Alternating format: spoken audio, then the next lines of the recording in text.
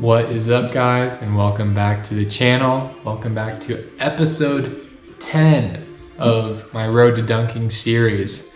And we are making some progress, guys. We are making some good progress. My knee is feeling a little bit better every day. With all my recovery, rehab training I'm doing, the future is looking bright.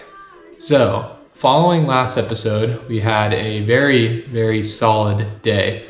We jumped 9.6, two-hand dunk, and then we tested at 10.6, which is 2.5 inches taller approximately than what I did when I was first starting this journey before I hurt myself, which was kind of the 10.3.5 jump at the beginning was tested while I was having knee pain. So a 10.6 with no knee pain, relatively no knee pain. Obviously, after that, I was taxed. I still had a good workout, but I was my tendons were sore. I was feeling it a little bit.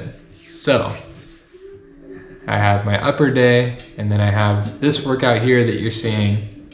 And I decided not to jump this workout. I do have 2 workouts in this video, so I do jump on the next one.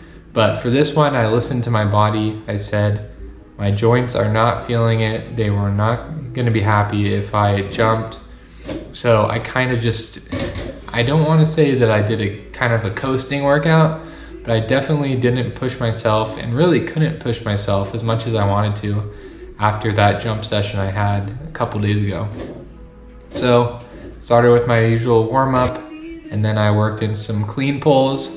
When I get warmed up and I can feel the clean pulls in my quads and hamstrings, that's when they really feel pretty good. But today, again, it was kind of feeling it in my knees and my quads mostly. So I couldn't push super hard today.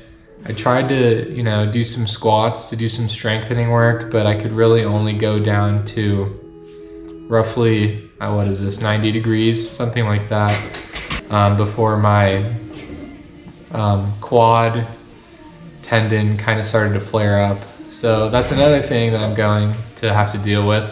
After a really good jump session, my quad tendon flares up just a little bit, and it prevents me from doing a traditional powerlifting approved squat. So I avoided that, and it ended up feeling pretty good. So we did those banded 90-degree squats, and then we moved on to some pin split squats. I recently saw THP talking about this exercise, saying that he really liked it for quads, although I don't think it was on a pin. I think it was just a normal split squat with the barbell. I wanted to try it off a pin because the eccentric to concentric on my knees was just a little bit too much for that time. So I figured off the pins, it would be a little bit easier for my body to do it. So I did those, felt pretty good. Surprisingly, it was easier in my right knee just because I used to play baseball back in the day, and I would throw, and I would always plant with my right knee. So it's always kind of strong in a quarter squat position. So after those, did some quad extension. Been trying to do these almost every workout. Now if my knee's feeling it, or I feel like mostly just if my knee's feeling it, I'll probably avoid it.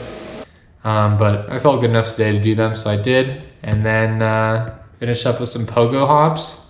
And I was actually feeling pretty good after the pogo hops. I almost wanted to jump, but I listened to my brain and not my heart, and I decided that I should let my joints, my tendons rest. So that's exactly what I did. So now, fast forward 2 days later, and we are jumping. And for this one, I did more of a serious warm-up. I wanted to try to minimize the pain I was going to have after the jump session when I have to work out. I have my jump session and then I do weights. And, usually if I jump first and try to lift after, the session really suffers quite a bit. I end up feeling all the movements in my knees more than my muscles, and it's kind of just a crap show, if I'm being honest. So I did a warm up with some lateral hops with the band around my ankles. So I would go boom, boom, boom, boom. And that really warms up the abductors, I think it's adductors. And then I did some isos, and then I warmed up pogo hops until I was basically fully warm. Then I finally went down and started my jump session. So I didn't feel super springy today, and I was jumping at probably around 5 pounds heavier than when I got my 9.6 the first time, but I did still get 9.6 at 5 pounds heavier at 209. So I was 209 here, 205, 204-ish during the last jump session. So I was, feeling flat, but I got the same height, so I was feeling pretty happy about that. So I decided to test my luck on 9.7. That extra inch was just too much for me to handle, no diddy. And I called it quits there. I didn't do any vertical jump testing because that stuff is way harder on my knees than just doing two-hand dunks. The nice part about doing two-hand dunks and opposed to one-hand dunks, and that's why I've really been doing the two-hand dunks, you're probably like, oh, Grant, you could get, you could probably almost dunk on 10 feet with one hand, but I always land better when I go up with two hands. So I'm like, okay, there's no reason to push it. When I really reach hard with my left to try to get a dunk in, I'll end up landing on my right knee more so because my body's tilted. So when I go up with two, I land more even on both legs. So less impact for me. And then, And then why is it less impact compared to just testing your vertical jump? Well, because I have a ball in my hands and I can't really arm swing as much as I normally can. So yeah, just some little tidbit for you there. So anyways, with this workout, I don't even remember what I did. Oh yeah, I did some eccentric pin squats. I kept it fairly light. I got nice and warmed up after the jump session, but I was still feeling it a little bit in my tendons, or a little bit feeling it. So I didn't go too crazy. I tried to just push through it a little bit. Minimal pain, but did some eccentric loading pin squats. That felt pretty good.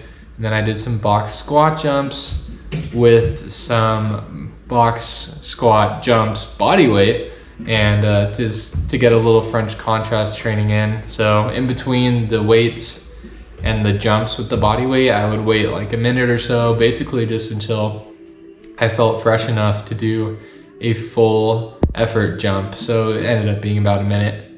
And then finished up with some calf raises. I'm really trying to focus on these coming into 2025. I want my Achilles, ankles not to be a weak point, okay?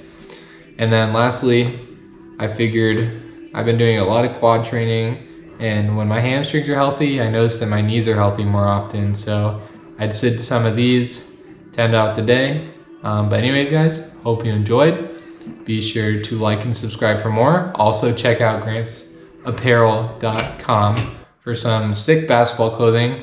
Working on getting my website finalized, ordering a camera in the future, near future. So the content is going to get better and better. Super excited for it all. But anyways, guys, see you in the next one. Peace.